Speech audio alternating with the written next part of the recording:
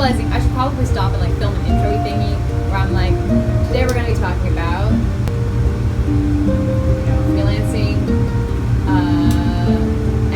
as a filmmaker. Hello everybody!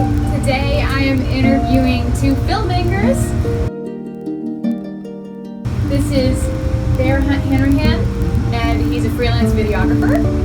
And this is Emma Hanrahan, and she's a freelance author. Today we're going to be talking about finding your style as a filmmaker. So what is it that you love about being a videographer and a writer? Oh gosh. Probably just creating new things. And I like to make people cry. Oh, yes. I think that's just a lot of fun. You definitely succeeded. But just bringing things to life. And there's a certain aspect in life that people don't really know about, whether it's like depression or even with love and losing a loved one. Mm-hmm. People don't really address what that is like. Mm-hmm. Because think of all the stages they're going to go through after that. Yeah. It's going to be really difficult. Yeah. So I just like writing things that aren't noticed. Yeah, that's really cool. I'm kind of relate to that as well. And you? I just like to emphasize the stuff that she writes. Oh yeah. They're kind of helping create an emotion in the viewer without them really knowing. Mm-hmm. Like, they don't know why this image has been feeling this way, but it is. Yeah, that's true. So I just realized you probably should give like a short synopsis about what Love and Ceasing is about, so people will know. And I'll link their short film below because they have it online for you to watch, and you can check it out. But first, tell us a bit about what that is. Well, to kind of shorten it up, basically it's how long are you willing to wait to see the love of your life again? Wow, okay. So basically it's about this guy and his wife, or fiance. It's not really made extremely clear, just made that he really loves her a lot. Mm-hmm. Something happens, she dies. Mm-hmm. And so it's about him getting through life and then realizing that he's like, I can still live for her. Yeah, that's really cool, and I've seen it. It's really awesome and cool. So how did both of you, get into filmmaking in the first place? Did you individually get into videography and writing, or did you together be like, let's make films, and then? Yeah. We got into different aspects. I started getting into videos when I was like 9. Oh, And I just acted in them. Yeah, she was my actress.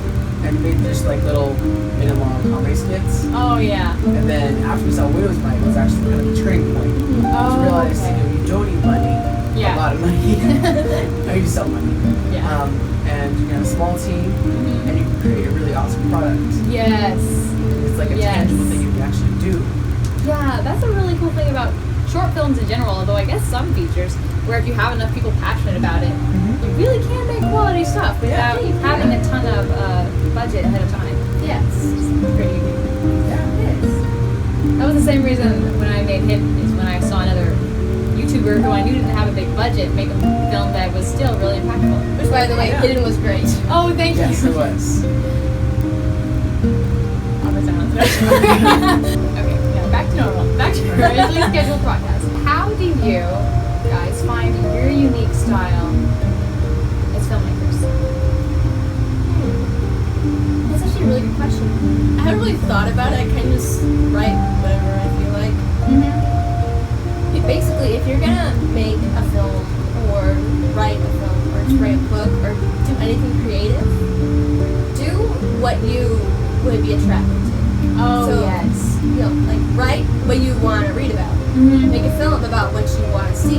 Yeah. Because if you're making it for other people, what other people are going to want, then you're not going to like it. It's not going to turn out as good as you want it to be. Yeah, that's very true. I've actually only been realizing that lately, so good for you for realizing that.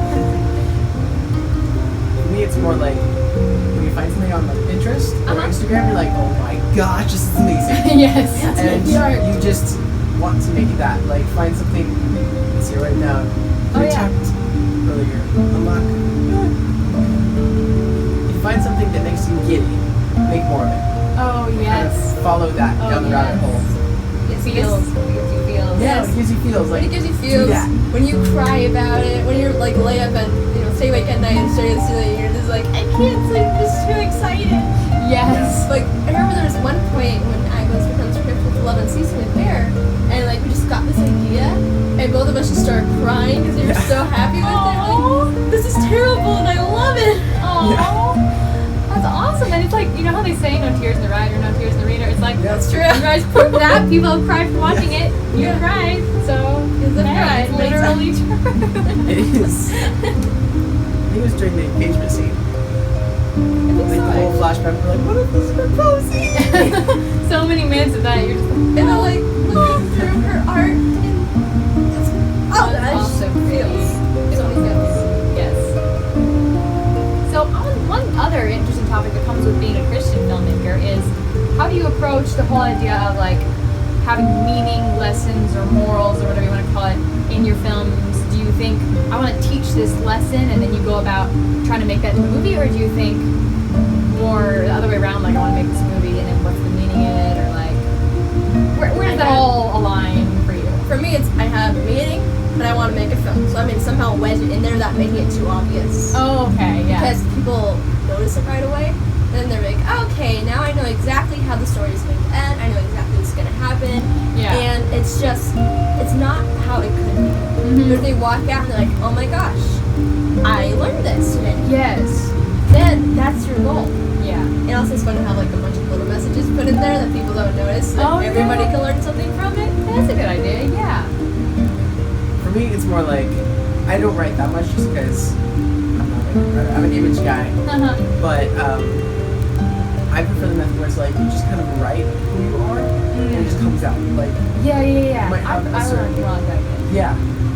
Like your inner you kind of comes out without forcing it. Otherwise Yeah. it doesn't sound natural. And I can True, see yeah. is that almost being more of a visual thing. Because with visual, I'm sure there's like, if it was, like, for instance, just a video with no script and just more of like an art piece, it seems like that would more naturally be something that would just be an expression of yourself, whereas writing would more naturally gonna have a lesson in it. Yeah. Not that it wouldn't have a meaning, Yeah. but still. You're still like writing's more focused on the idea you're trying to convey Yeah. versus the emotion and kind of the visual impact. Yeah, that's true.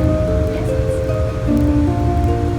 So, do you guys have any things that you would like to share as far as experience, things that you never thought about before starting that you've now learned that you want to pass on to any other aspiring filmmakers?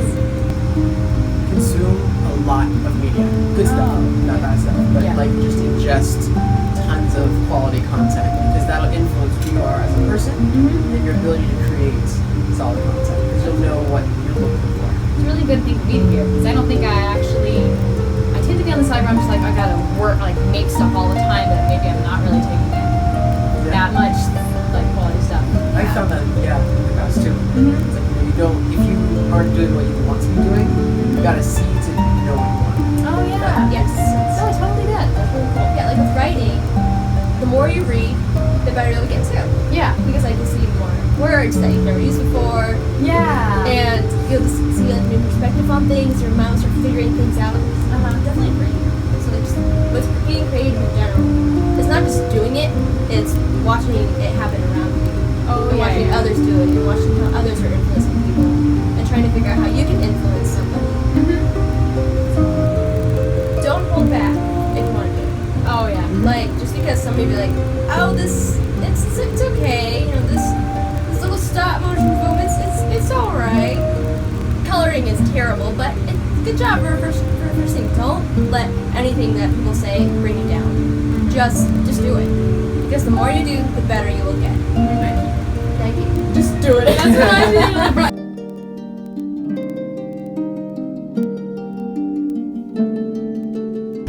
So, as we were. No, so today we're going to be talking about how. Sorry. I'm like normal height in this. I'm sorry, I stumble over my words a lot in these videos, but oh well. So It's just part of me. I do Take all in of real life me. all the time.